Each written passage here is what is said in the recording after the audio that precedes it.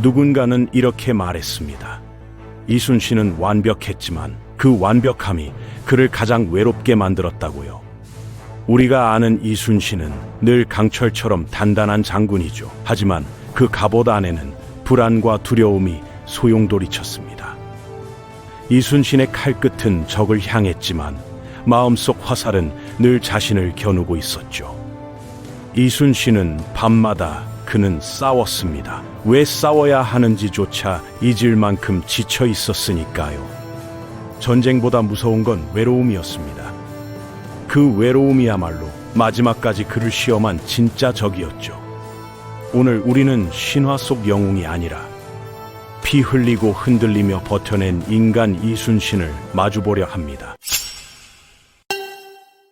이순신은 태어날 때부터 영웅이 아니었습니다. 1545년 서울 건천동, 그는 변변치 못한 양반 가문에서 태어났습니다. 젊은 시절 실패가 그를 따라다녔죠. 묵과 시험 도중 말에서 떨어져 크게 다쳤습니다. 몇 달을 누워 지내며 사람들의 조롱을 견뎠습니다. 장군이 되겠다는 사내가 말에서 떨어졌다니 한심하구나. 세상은 그렇게 잔인했습니다. 하지만 이순신은 포기하지 않았습니다. 뼈가 붙기도 전에 다시 훈련을 시작해 결국 시험에 합격했습니다. 그가 얻은 건 영광이 아니었습니다. 그의 청렴함과 강직함은 조선 사회에서 환영받지 못했죠. 상관들은 그를 불편해했습니다. 이순신은 부패한 상관에게 굽히지 않았습니다. 그의 원칙은 곧 벽이 되었습니다. 밤마다 그는 군영에서 붓을 들었습니다. 피로와 분노가 섞인 숨결로 일기를 써내려갔죠. 그 글에는 한 인간이 세상의 부조리 속에서 흔들리는 마음이 담겨 있었습니다. 완벽을 향한 신념은 그를 강하게 만들었지만 동시에 그를 고립시켰습니다. 그의 완벽함은 외로움의 다른 이름이었습니다. 1597년 봄의 기운이 채가시기도 전에 조선의 바다는 이미 피로 물들고 있었습니다. 그 바다 한가운데 한 남자가 있었습니다. 이름 이순신. 그는 백위종군을 명받은 채 전장의 영웅에서 하루아침에 죄인이 되었죠. 모두가 칭송하던 이름이었지만 그날 이후 사람들은 그를 피했습니다. 조정의 명령 한 줄이 그의 명예를 짓밟았고 그를 영웅이라 불렀던 입들은 이제 아무 말도 하지 않았습니다. 그는 배를 타지도 명령을 내리지도 못한 채 낯선 침묵 속에 갇혀버렸죠. 그의 일기에는 짧은 문장 하나가 남아 있습니다. 마음이 다 무너졌다. 그 한 줄은 전쟁보다 깊은 절망의 기록이었습니다. 칼날보다 차가운 조정의 냉대가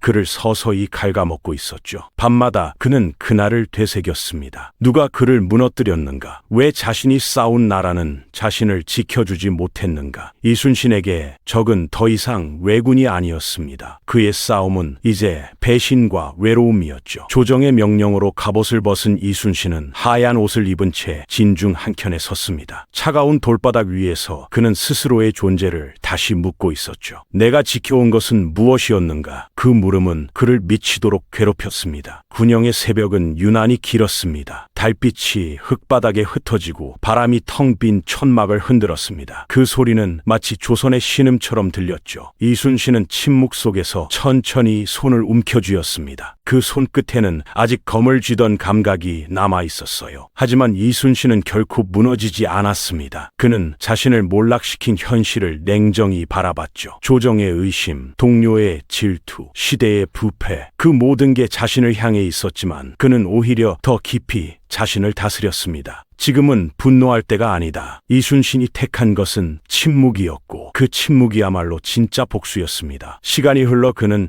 다시 바다로 돌아갑니다. 전함은 이미 대부분 파괴되었고 남은 배는 12뿐이었습니다. 모두가 불가능하다고 말했죠. 그러나 그는 오히려 미소를 지었습니다. 적이 많을수록 싸울 이유가 분명해진다. 그는 그렇게 다시 검을 들었습니다. 그때의 바다는 고요했습니다. 그러나 그 고요함은 곧 폭풍의 전조였습니다. 파도는 미친 듯이 일렁였고 하늘조차 숨을 죽인 듯 어두워졌죠. 이순신은 거대한 함대 앞에 서 있었습니다. 그의 갑옷은 낡았고 상처투성이었습니다. 하지만 눈빛은 단 하나였습니다. 끝까지 간다. 그 순간 그는 인간을 넘어서 운명과 싸우는 존재가 되었습니다. 이순신 안에는 여전히 두려움이 있었지만 그 두려움이 그를 움직이는 연료가 되었죠. 그는 도망치지 않았습니다. 그는 선택했습니다. 끝까지 싸우는 길을요. 그날의 칼끝은 단지 적을 향한 게 아니었습니다. 그것은 자신을 배신했던 세상, 그리고 자신 속의 공포를 향한 칼이었죠. 이순신은 그렇게 한 인간이 감당할 수 없는 외로움 속에서 영웅으로 다시 태어났습니다. 1597년 9월 명량. 이순신의 수중엔 고작 13척의 배가 있었습니다. 적은 그 10배가 넘는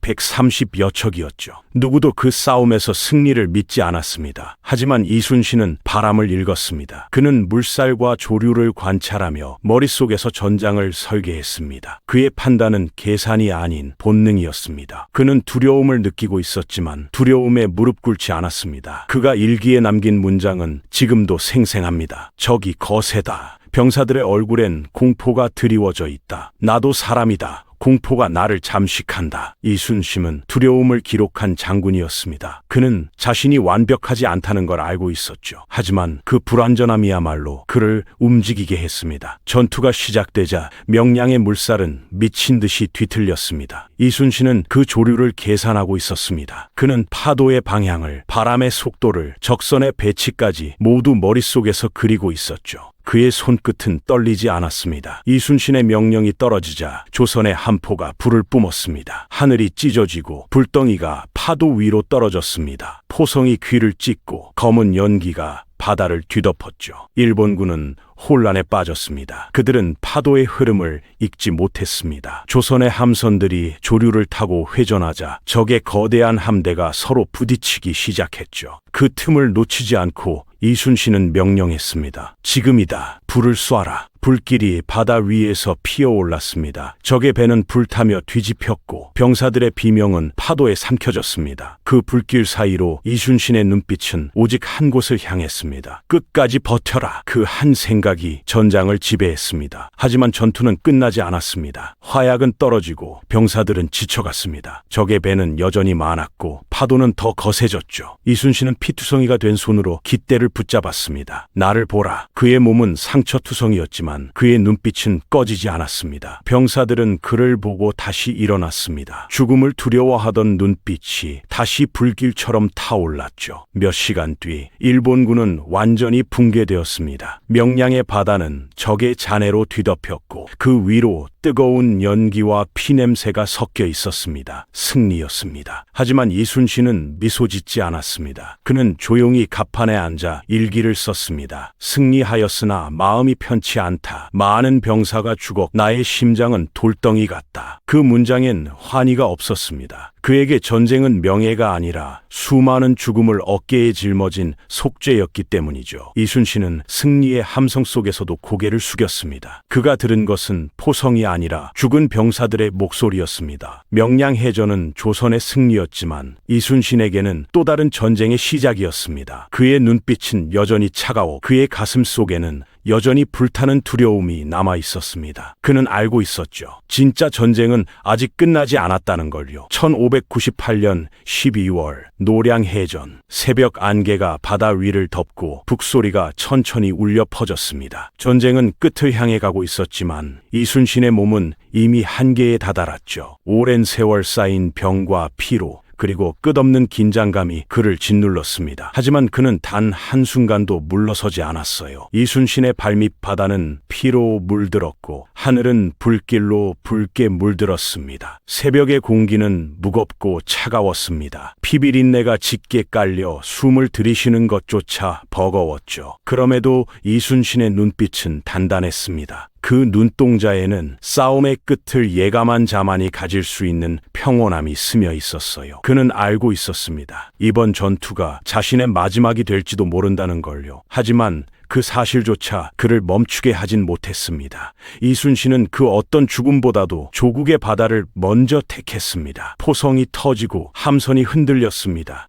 불길이 하늘을 향해 솟구쳤고 파도는 분노하듯 선체를 때렸습니다. 그 순간 적의 총탄이 이순신의 가슴을 관통했습니다. 붉은 피가 갑옷을 타고 흘러내렸지만 그는 고개를 떨구지 않았습니다. 그의 시선은 여전히 바다를 향하고 있었죠. 그의 눈앞에는 불타는 적의 함선이 있었고 그는 마지막까지 싸움을 멈추지 않았습니다. 시간이 느리게 흘렀습니다. 바다의 포화 속에서도 그의 표정은 고요했어요. 숨이 점점 가빠오르던 순간에도 그는 결코 두려워하지 않았습니다. 이순신은 그렇게 자신의 모든 생을 전장 한가운데 남겨두었습니다. 부하들은 장군이 쓰러졌다는 사실을 알리지 않았습니다. 군심이 흔들릴까 두려웠던 것도 있지만 그보다 더 큰 이유는 따로 있었죠. 그들은 알았습니다. 이순신의 전투는 그의 생이 멎은 그 순간에도 끝나지 않았다는 걸요. 이순신이 마지막으로 본 것은 붉게 타오르며 가라앉는 적의 함선이었습니다. 그는 완벽한 승리를 거뒀지만 그의 인생은 결코 완벽하지 않았습니다. 이순신이 견뎌야 했던 고통과 외로움은 어쩌면 어떤 전투보다도 더 치열한 싸움이었죠. 이순신의 죽음은 전쟁의 종결이 아니었습니다. 그것은 인간 이순신이 남긴 마지막 고백이었습니다. 두려움 속에서도 고독 속에서도 끝내 자신의 길을 걸어간 한 인간. 그 고요한 바다 위에서 그는 마침내 모든 싸움을 끝내고 자신의 이름을 영원 속에 새겼습니다. 사람들은 지금도 이순신을 말할 때 광화문에 서 있는 동상의 모습을 떠올립니다. 하지만 난중 일기 속의 이순신은 피부가 뜨겁게 숨쉬는 인간이었습니다. 그는 날마다 불안에 시달렸습니다. 조정이 자신을 다시 버릴까 두려워했죠. 전투에서 이기고도 잠들지 못했습니다. 사람의 마음은 바다보다 덥고 어둡다. 그의 일기 속 이 한 문장은 모든 걸 말해줍니다. 이순신의 위대함은 두려움을 몰랐기 때문이 아닙니다. 두려움을 끝까지 견뎌냈기 때문이죠. 그는 신이 아니라 인간으로서 완벽을 추구했습니다. 그 불완전한 인간의 끈질긴 의지가 역사를 바꿨습니다. 그는 외로웠고 상처받았고 두려워했습니다. 하지만 그 모든 감정을 껴안은 채 바다로 나아갔습니다. 그래서 지금은 그를 기억합니다. 완벽했기 때문이 아니라 불완전함 속에서도 꺾이지 않았기 때문입니다. 이순신은 완벽하지 않았습니다. 그는 두려웠고 상처받았고 외로웠죠. 하지만 그 불완전함이 그를 완벽한 장군으로 만들었습니다. 역사는 결국 인간의 이야기입니다. 우리는 완벽한 신을 기억하지 않습니다. 대신 두려움을 이기고 버텨낸 인간을 기억하죠. 이순신이 남긴 진짜 유산은 승리의 기록이 아닙니다. 두려움 속에서도 물러서지 않은 용기, 절망 속에서도 흔들리지 않은 믿음이었습니다. 그의 이름은 그렇게 전쟁의 영웅을 넘어 인간의 한계와 영혼을 증명한 상징으로 남았습니다. 오늘 준비한 영상은 여기까지입니다. 구독과 좋아요는 큰 힘이 됩니다. 다음 영상에서 또 만나요.